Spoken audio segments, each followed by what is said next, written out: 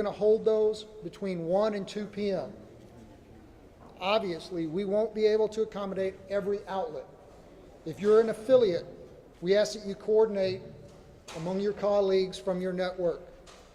You can request interviews by emailing our Joint Information Center at JIC at kerrvilletx.gov.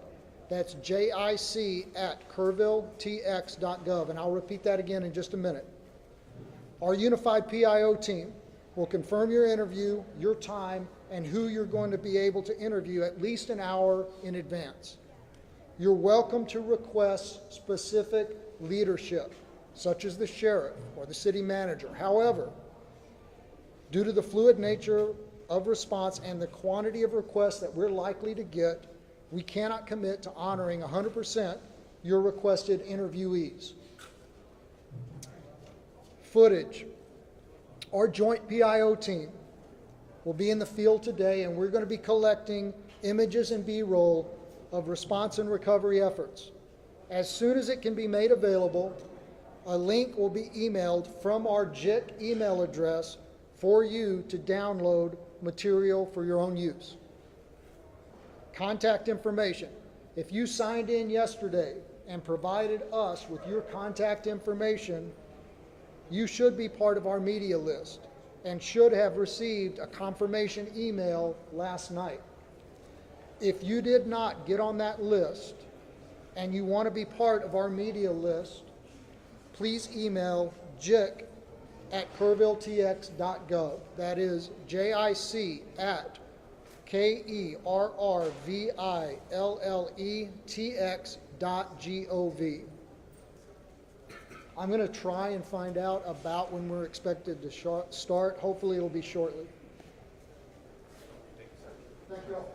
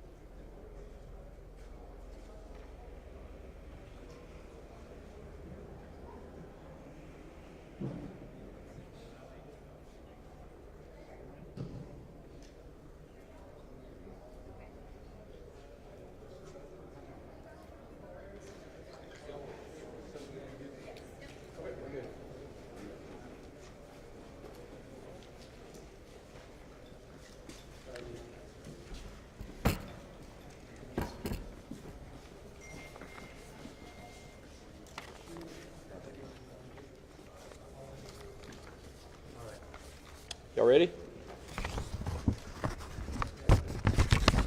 Okay, this will be our July 7th, 10 a.m. Briefing.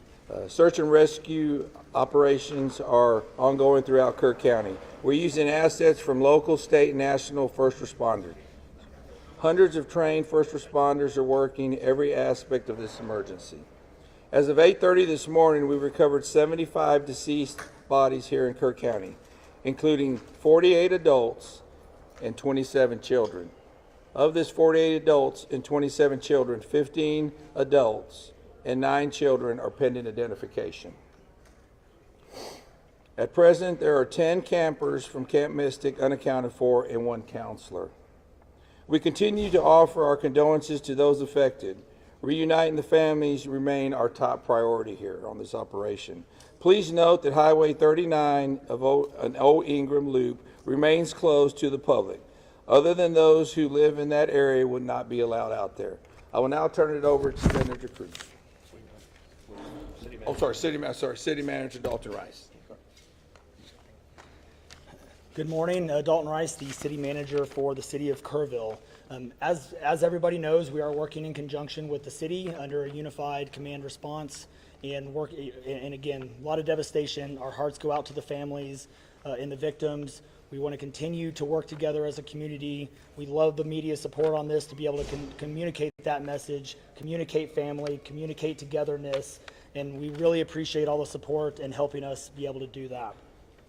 Search and rescue, as the sheriff said, search and rescue operations will continue today from Hunt in North Kerr County all the way to Canyon Lake in Comal County. Now, we're only focused on the Kerr County side, but we wanted to talk about that because for a linear from Hunt all the way to Comal County in a straight line distance is over 100 kilometers. This is a massive field that is happening. And again, this is unprecedented flood events. So we are still currently in the primary search phase, which is the rapid one. They are running it, we have different segments that are gridded out. Each one of those segments are taking anywhere between an hour to 3 hours, up to 2 kilometers for each segment.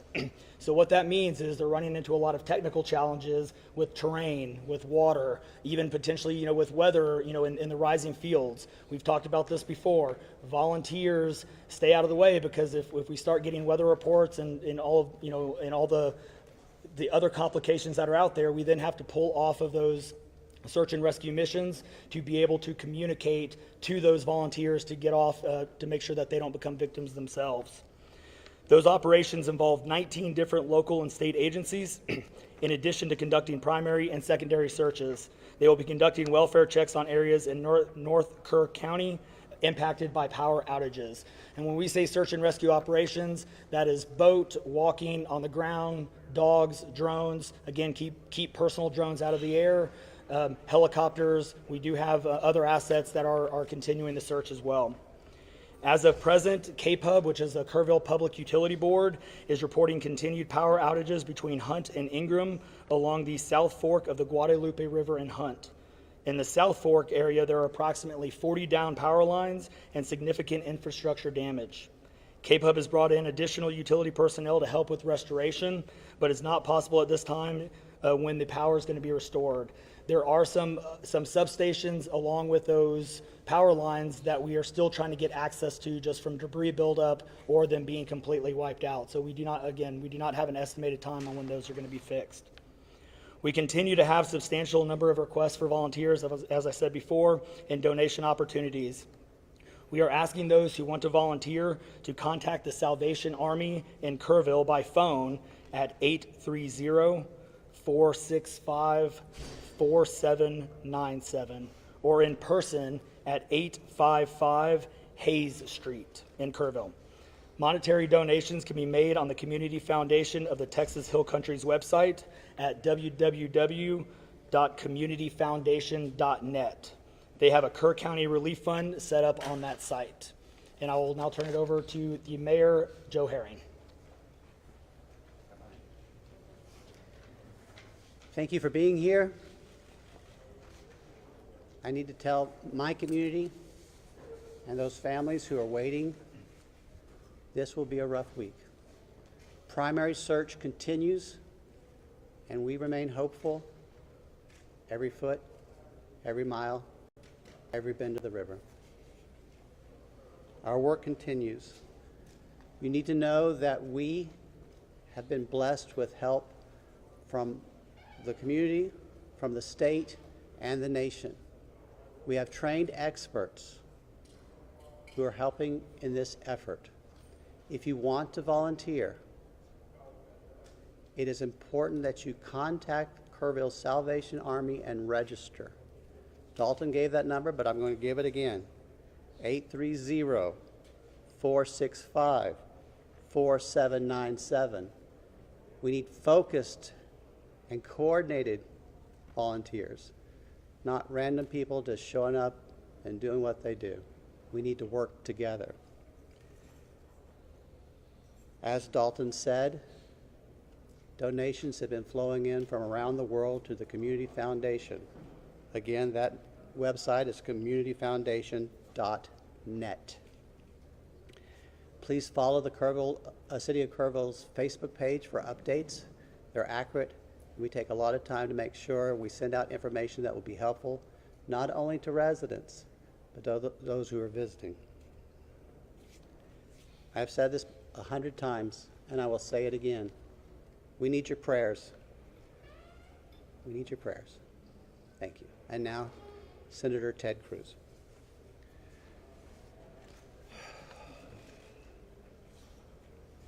Texas is grieving right now.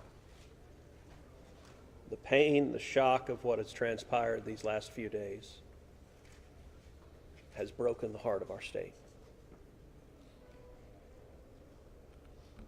As of yesterday, the confirmed death toll was 82, and those numbers are continuing to go up. The children, the little girls who were lost at Camp Mystic, that's every parent's nightmare. Every mom and dad. Last week, we were picking up our daughter from camp here in Hunt. Our girls have gone to camp here for a decade. The Hill Country is an incredible part of Texas, part of the country.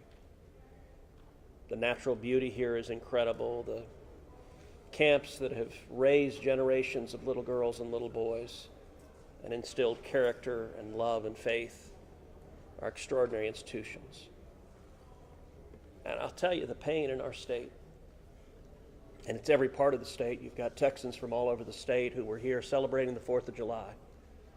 A week ago, this was a time of great celebration. You're dropping your little girl off at camp, your little boy off at camp. You're celebrating Independence Day. You know that your child is going to be swimming and canoes and horseback riding and doing archery and making lifetime friends. And then suddenly it turns to tragedy. For the last several days, I've spoken to multiple parents, scared out of their mind. Do you know anything? Where is my daughter? There's still 10 girls and 1 counselor from Camp Mystic that are unaccounted for. And the pain and agony of not knowing your child's whereabouts, it's the worst thing imaginable. But I want to say, in the face of all of this, it is simultaneously inspiring. Every time there's a tragedy, every time there's a natural disaster in Texas, Texans come together. Texas is a big state. We've got 31 million people, and we have hurricanes, we have tornadoes, we have wildfires. Tragedies hit this state, natural disasters hit this state, and without fail, 100 out of 100 times when that happens, we see Texans coming together, helping each other, engaging in acts of heroism. There have been over 850 high water rescues since this flooding began. 850. You look at extraordinary stories of Eagle Scouts pulling campers out of harm's way. I was just hearing a story of one counselor whose head was right at the water holding up 2 mattresses with campers on those mattresses. That kind of courage, that kind of selflessness. And then there are the first responders. The local first responders, I want to thank every one of the first responders at the local level, at the city level, at the county level, at the state level, at the federal level. In the first few hours of this flood, I was on the phone with Governor Abbott. I was on the phone with Lieutenant Governor Dan Patrick. I was on the phone with Nim Kidd, the head of the Texas Department of Emergency Management. And then I called President Trump. I called President Trump. He was having dinner at the time. It was still early in what was transpiring. And I wanted him to know, I said, Mr. President, everything we're hearing right now, this appears to be bad, really bad. There may be a very significant loss of life unfolding right now in Texas. And I will tell you, the President said, Ted, anything Texas needs, the answer is yes. Whatever assets you need, whatever resources you need, yes, let us know, and we will provide everything. Within hours, we had helicopters, over a dozen helicopters in the air. National Guard, DPS, game wardens, Coast Guard, doing search and rescue, reaching down. We've all seen the videos of little girls being pulled up, hoisted out of harm's way. Incredible courage and heroism. Search and rescue is the first stage, but the process of coming together and rebuilding is going to take longer. And I will say to all the grieving families, to all of those who've gotten the worst news imaginable, that your little girl, she's gone. I will say for many of us, those are friends and neighbors who've lost children. Got multiple kids who go to school with my girls.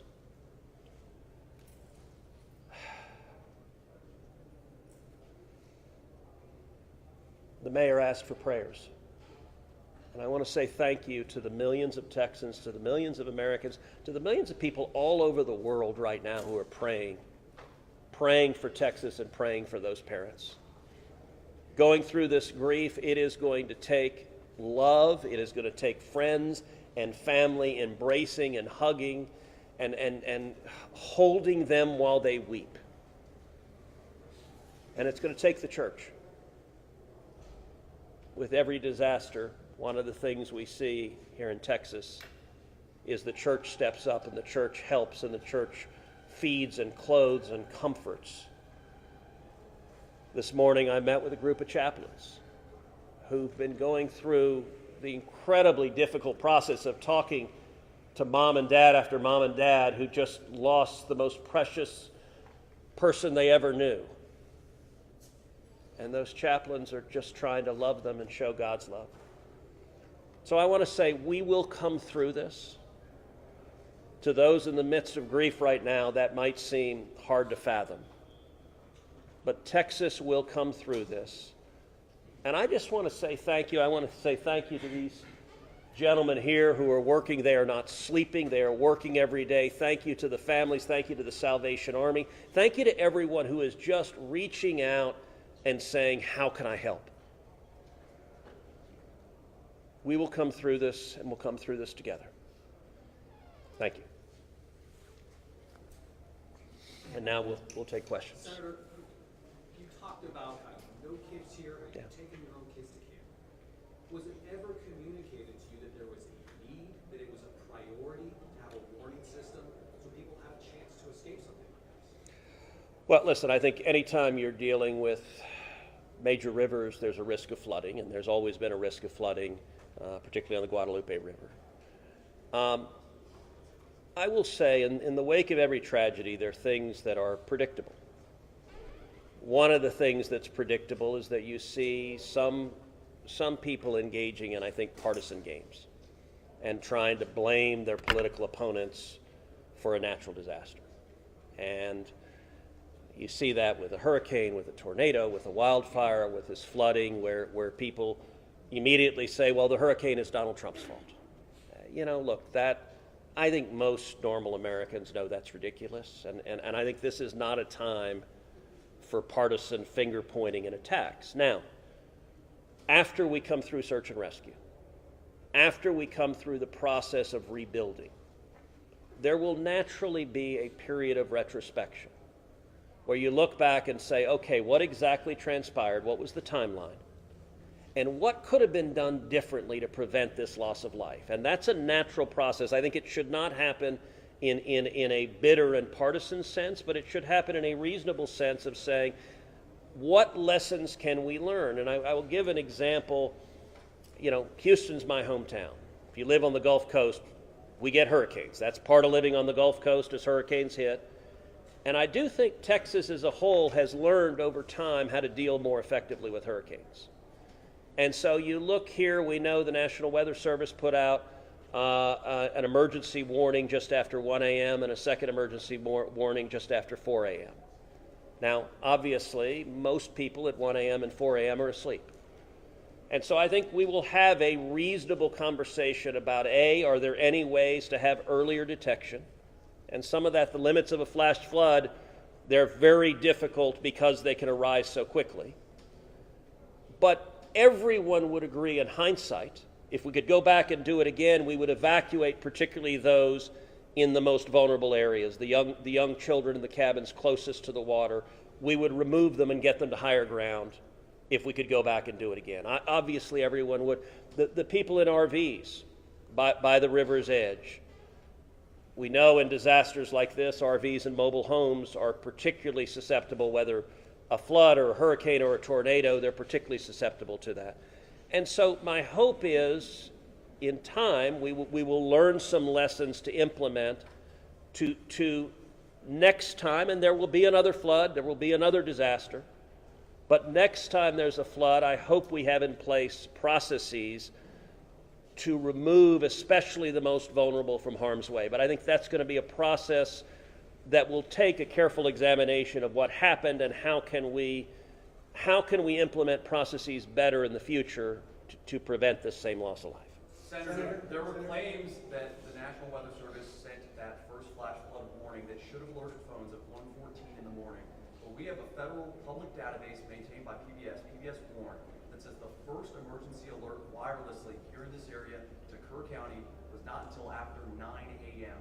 That was more than 4 hours after the severe flooding had come to this area. Did you know that? Have you seen that? And what's your response, knowing the state and cuts to the NWS in recent months by this administration? So I don't know the source for what you're saying. All of the public reporting I've seen is that there were 2 alerts that went out, one just after 1 a.m., one after 4 a.m. You know, I can tell you, I talked about the partisan finger pointing. I think there have been some eager to point at the National Weather Service and say cuts there led to a lack of warning. I think that's contradicted by the facts. And if you look at the facts in particular, number one, that these warnings went out hours before the flood became a true emergency level. But number two, the National Weather Service here, New Braunfels is where they were headquartered. They had additional manpower. In fact, they had 3 additional people working that night, anticipating that it was going to be a very dangerous weather situation. I also think it's worth noting that the National Weather Service Union, which has been very critical of the DOGE cuts, has publicly said that they don't believe that the reduction in staffing had any impact whatsoever on their ability to warn of this event. And so, look, I think it is reasonable over time to engage in a retrospective and say at every level what could have been done better, because all of us would want to prevent this horrific loss of life. But I think just immediately trying to use it for either side to attack their political opponents, I think that's cynical and not the right approach, particularly at a time when we're dealing with a crisis and we're dealing with grief. But does this make you question whether there should be cuts at the National Weather Service and FEMA? I know you've been supportive of FEMA. Look, I am very supportive of FEMA. I'm very supportive of the National Weather Service. They both perform essential roles, and I think it is critical at every federal agency, particularly when you're dealing with public safety, that we make sure that critical roles are maintained. That's a longer and broader discussion, but as I said, everything from the public evidence indicates that was not a contributing factor to what occurred here. Is it possible to get Dalton in just to talk about that and then what the National Weather Service alerts? Because there were escalating forecasts throughout the day from the National Weather Service.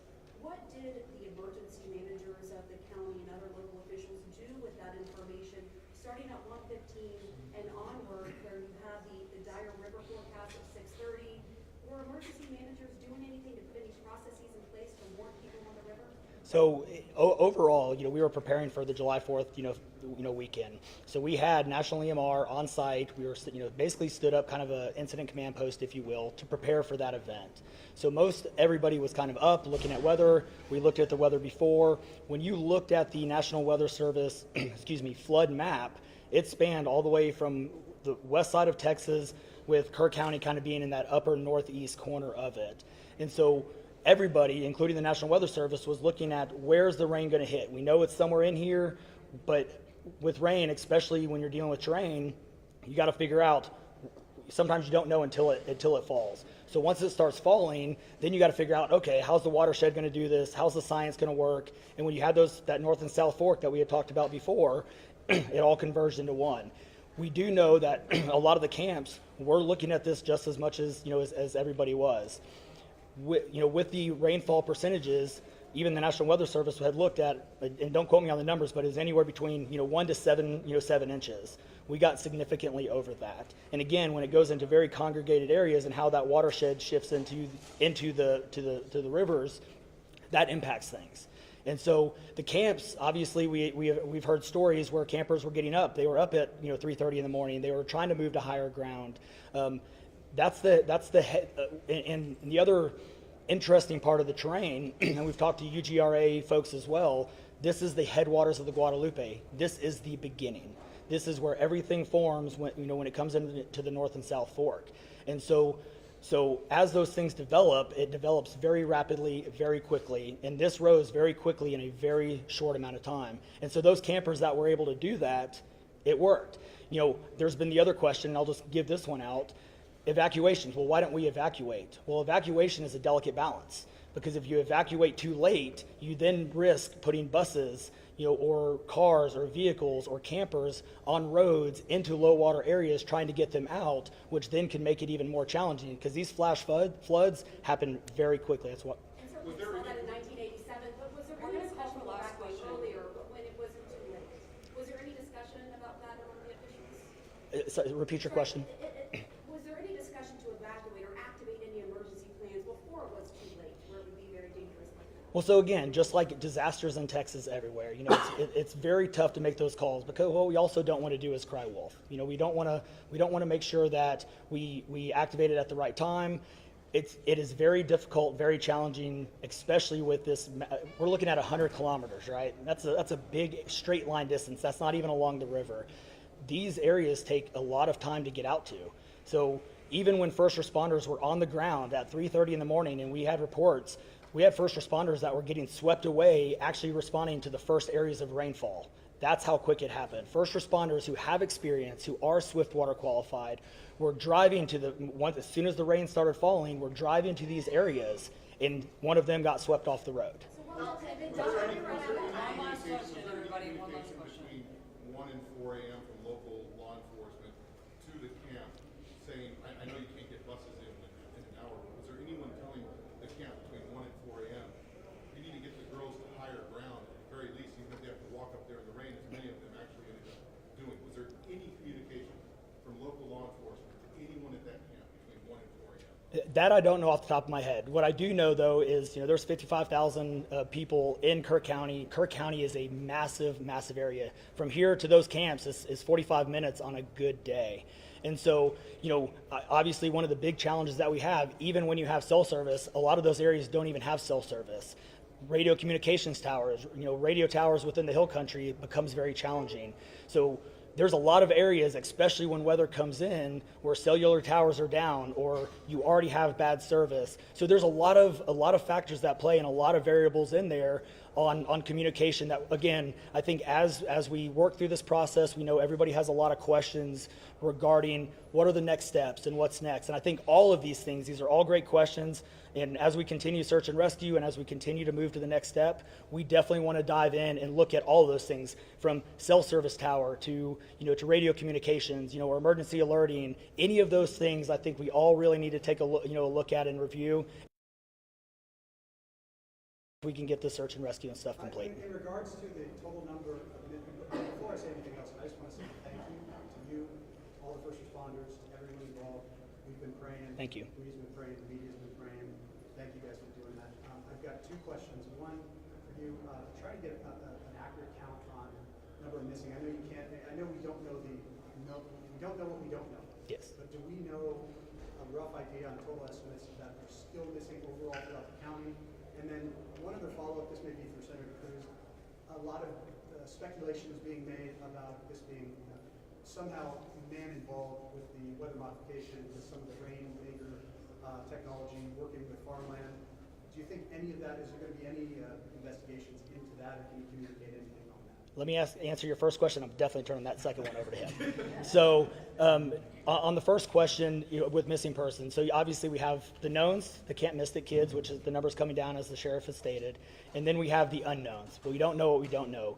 We actually have a 5 hotline line.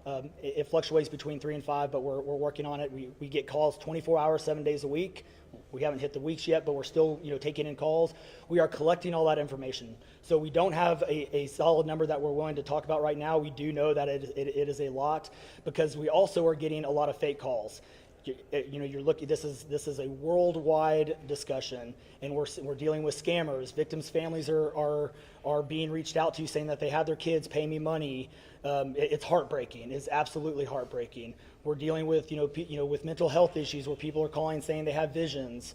All of these things we're dealing with on a day-to-day basis, and we're having to vet this information, and it becomes very taxing on our people.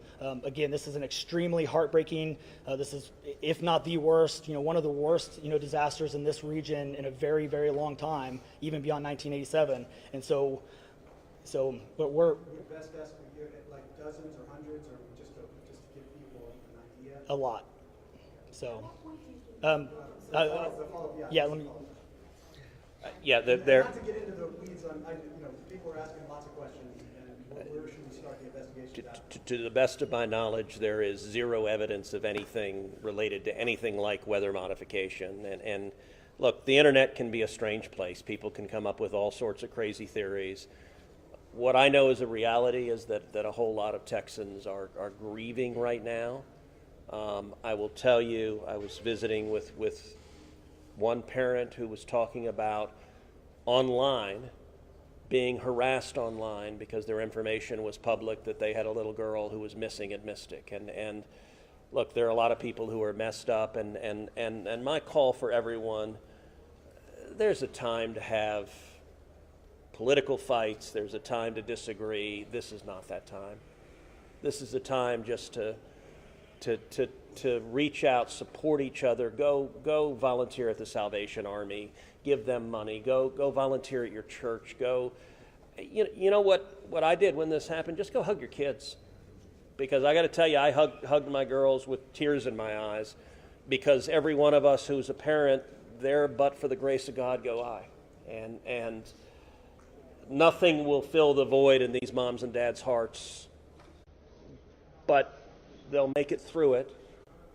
And every one of us, we have an obligation to come through and help them make it through it. And look, Texas will come through, and let me say, Kerr County, the Hill Country is incredible. It is beautiful. And these summer camps, Camp Mystic is an incredible Texas institution. For a century, it has made a profound difference helping young girls become strong women in Texas and across the country. And so, for me at least, I'm praying for these camps. I'm praying for all the campers, everyone implicated, everyone impacted. And I hope we come together and stand as one doing that. Thank you. Thank you, everyone. Thank you, everybody.